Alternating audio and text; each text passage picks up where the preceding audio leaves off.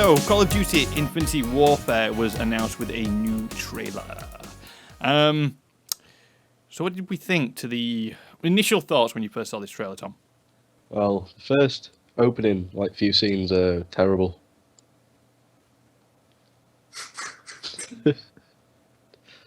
And then the space bit looks good.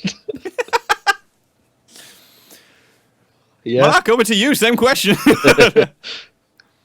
I'm not gonna lie, I got a bit confused with this because I didn't realise when you mentioned that there's Call of Duty Infinity Warfare or whatever, and they're kind of remastered. I thought it was all the same thing. So I don't know if the trailer I watched showed me both, but I saw bits and I thought, I remember that. And then at the end there was spaceships, so I assumed it was all the one thing. Oh no! It's basically the first part of the trailer looked very much like Advanced Warfare, and they were like, "Oh, by the way, we have space as well." Yeah. Yeah. It didn't pull me in as much until it got to the space bit. I was like, "Oh, this was cool."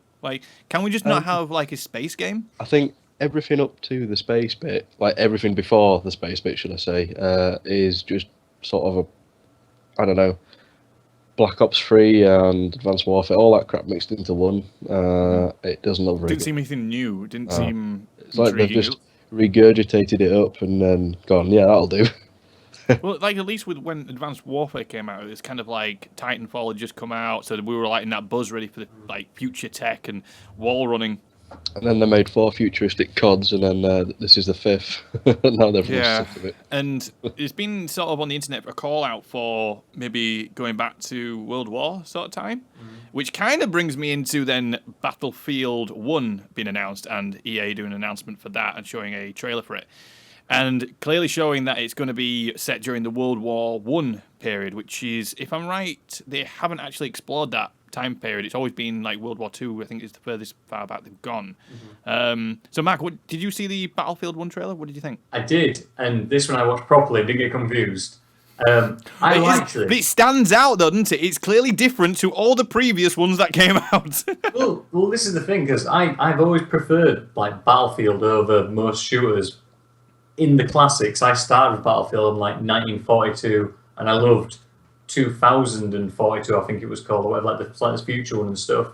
Because it was Battlefield 2 on the PC. It was around that time period that I loved that the maps were massive. You had your classes, you had your vehicles, so that all played great. But this trailer really it got me quite good. I thought, do you know what? No one's done World War One, and there's topics there that not everyone's happy about that because obviously it's a bit touchy and there's different things. There's themes and stuff. But if you put that to one side as a pure game and just experience, the different modes of transport and action and the gritty feel to it just looks interesting and fun.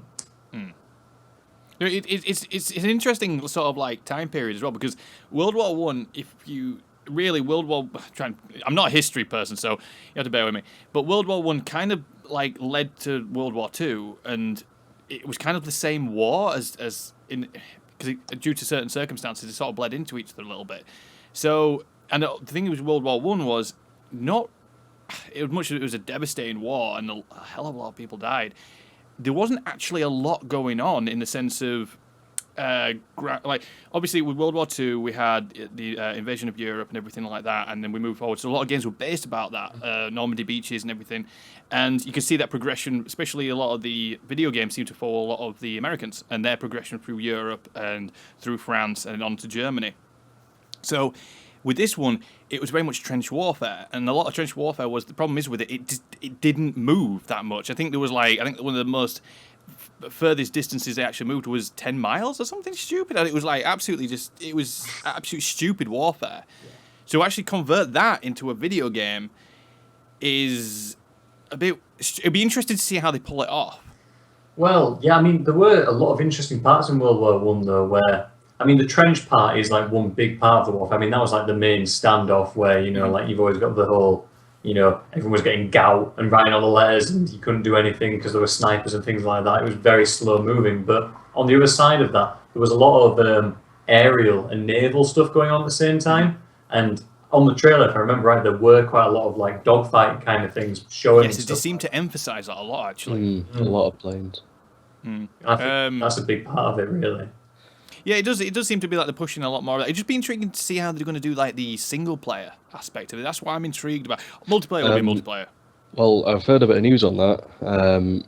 Going back to the old Battlefields, the single player campaign was really open and vehicular, warfare based.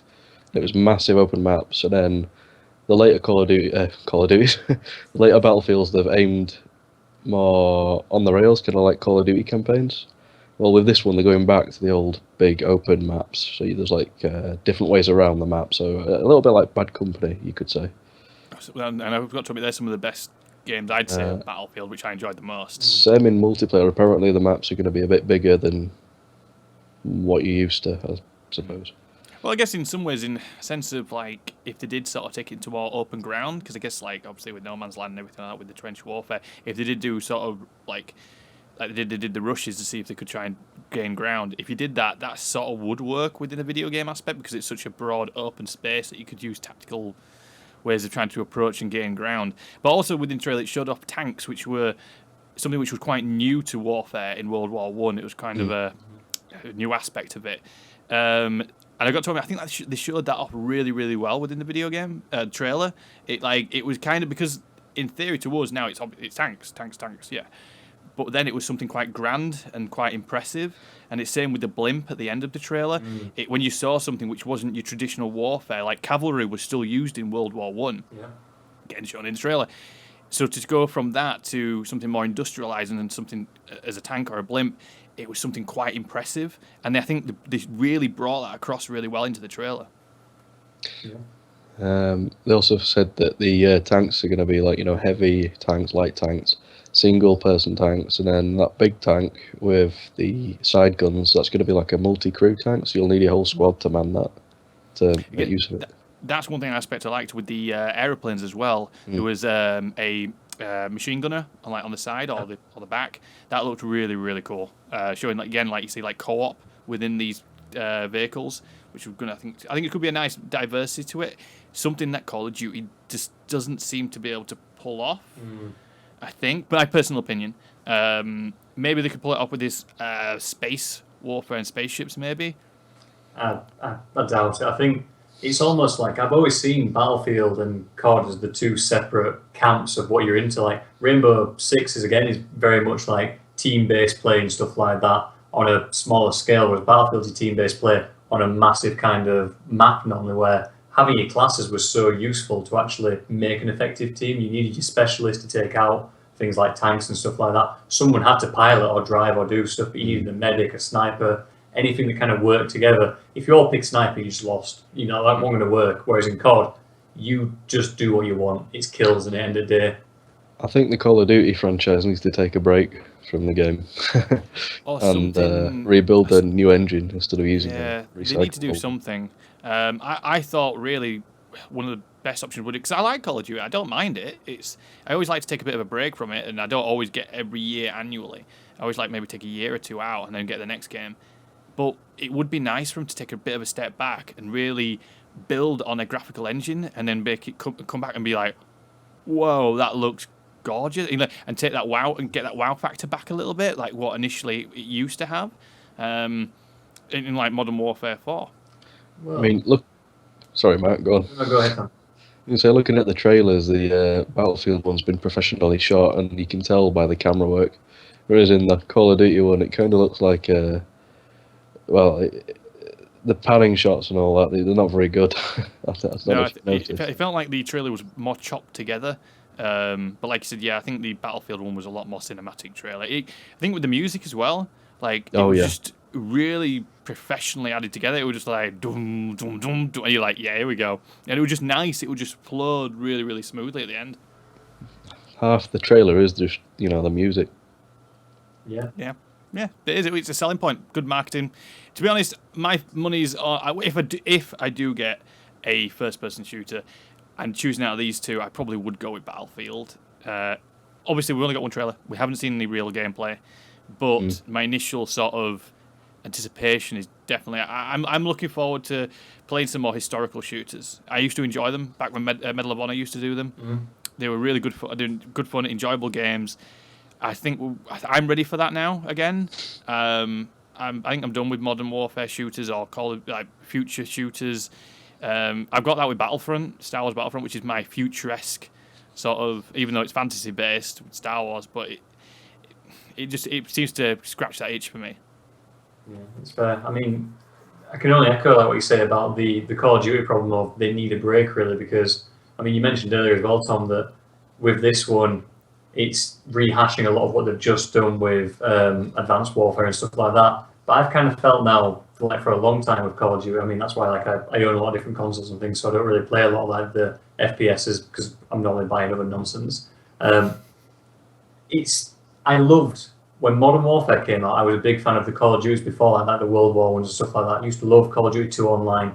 Modern Warfare comes out, revolutionised like the genre, like everyone, man, it was so good. 2 comes out, kind of just perfects it that little bit, and then since then, they've never done anything else other than they switch between Infinity Ward and Treyarch or whatever, and they just kind of go, tag your turn, what's your job? Well, I didn't dogs this time. What's your job? Oh, zombie mode. Right, back to you, and that's it. They just kind of Let's do dogs in space. One thing. It was just, it's like a steady decline since Modern Warfare 2. I still miss the co-op missions in Modern Warfare 2. They were good fun, really something a bit different. I liked those tremendously, and like you said, since then, it just didn't seem to have captured me as much as the previous ones.